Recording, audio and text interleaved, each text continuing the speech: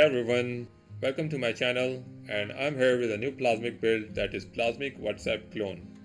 So yeah, I have built a complete real-time chat application using Plasmic, Nextjs, Supabase and React Query. So we are using Nextjs for server-side rendering and Nextjs authentication alongside the Supabase Auth to basically protect the routes and do the authentication stuff. Apart from that, we have used the Supabase real-time features to provide the chatting experience, and also we have used React Query for server-side state management and fetching data from Supabase and caching it locally. So without further ado, let's look into it. Alright, so let's quickly go through the application features and its working flow. So I have opened up two browsers to simulate the actual real-time chat application features. So on the left, let me just log in through my personal email.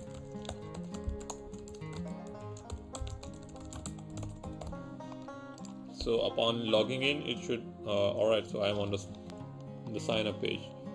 So the user already registered. So let me go to the login and log in by the same email address.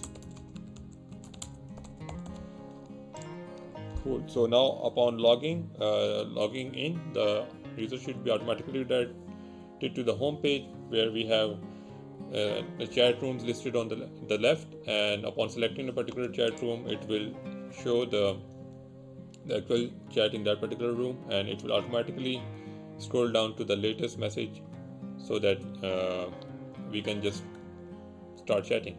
Alright, so on the right, let me just log in via another user to simulate the actual chatting experience.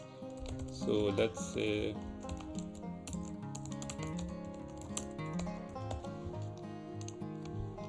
log in.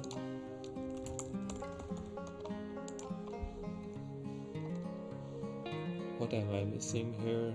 Alright, 1TH037. Cool. So it should now redirect us to the home page, and we can actually select the different channels as we do. And let me select the same room that the person 1 is on. So good to go. So let's type in a message here. Hello there. And you can see it will actually pop up on the left tab in real time, and that's been done using the Supabase real-time feature. So as soon we create a new message, Supabase table give us an event that the table has a new entry, and we basically subscribe to those particular changes and then update the UI accordingly. Cool. So we can actually add new rooms. So let me just click here and let's say learn with Asim. Okay, and it should pop up over here. Here we go. We can actually search the rooms by so by the way, the chat list isn't in real time, so you would have to actually refresh the page to get the latest rooms, and we can actually do the real time for that, but for simplicity we have done the chat rooms as a simple approach, and the actual chatting experience is real time.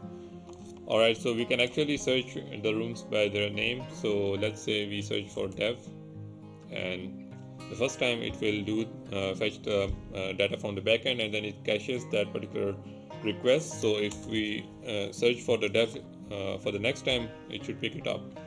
Alright, cool. So same goes for, let's say, channel. The first time it fetch the data from the backend, and the next time the results are cached, so it picks up the result from the cache. And we are using React Query for that, for basically managing the server-side state. So perfect.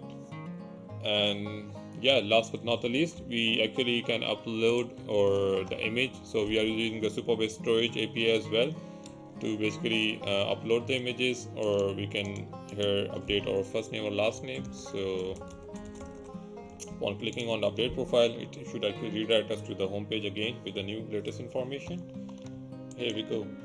Similarly, you can update your profile picture by clicking on the image, and let's go to the pictures,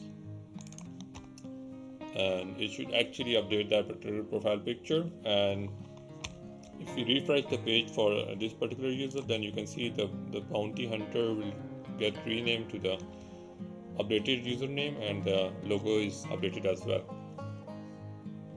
Alright, so yeah, that's the basic application built using Plasmic, Supabase, Nextjs. It has authentication, server-side rendering, and the good thing is that the whole application is designed without writing a single line of CSS.